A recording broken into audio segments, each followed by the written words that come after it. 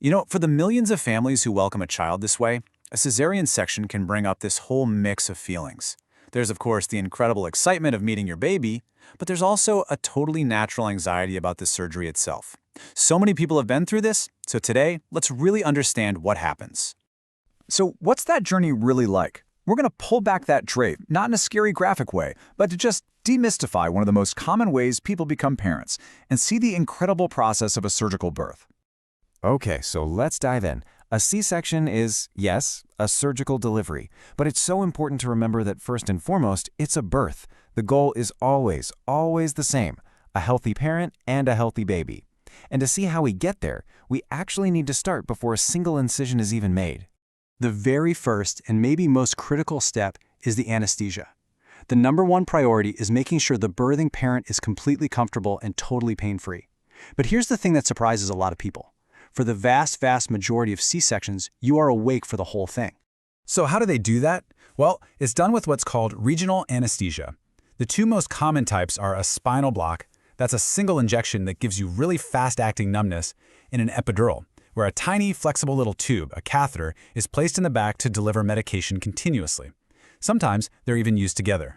And this right here, this is the part that's so important to hear. The whole point of this kind of anesthetic is to make you numb from about the chest down, but it leaves you completely present. You don't miss that first cry. You are there for the moment your baby enters the world. One mother described it just perfectly. After the team tested to make sure the anesthetic was working, she said, "I couldn't feel anything at all. It was quite strange, but reassuring." And that's exactly it. That's the goal. Total reassurance. Okay, so once everyone is 100% sure that the anesthesia is fully effective, the surgery can begin. And it's not a rush. It's a really precise, methodical process, moving carefully through several different layers of the body to safely get to the baby. The surgeon starts with a low horizontal skin incision, what a lot of people call a bikini cut. From there, they move through the layer of fat and then a really tough connective tissue called the fascia. Next up, they reach the abdominal muscles, then a very thin membrane called the peritoneum, and then finally, they arrive at the wall of the uterus itself. Okay, I have to jump in here because this is a really crucial point, and it surprises almost everyone. The surgeon doesn't actually slice through those six-pack muscles. Instead, they gently separate them right down the middle, along a natural line of connective tissue. They literally work with your body's anatomy. Exactly, and it's actually a brilliant example of how much care goes into modern techniques. By separating the muscles, instead of just cutting them, surgeons minimize the damage. And what does that mean for you? Well, it means a faster recovery time, and it helps restore that abdominal wall strength after the surgery. All right, this is it. This is the moment everything has been leading up to. The whole energy in the room gets incredibly focused. And while the physical feelings are pretty unique, the emotional peak is universal, the birth of your child. Now, as the surgeon gets ready to deliver the baby, you are going to feel things. The anesthetic completely blocks any sharp pain, but it doesn't block the feeling of pressure or movement. A lot of people describe it as a feeling of tugging and pulling. It's such a weird feeling to describe, right?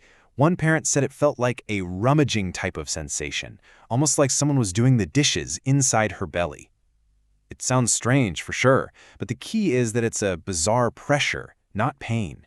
And here's something that is truly remarkable. From the moment that first skin incision is made to the moment your baby is actually born is, on average, just 5 minutes.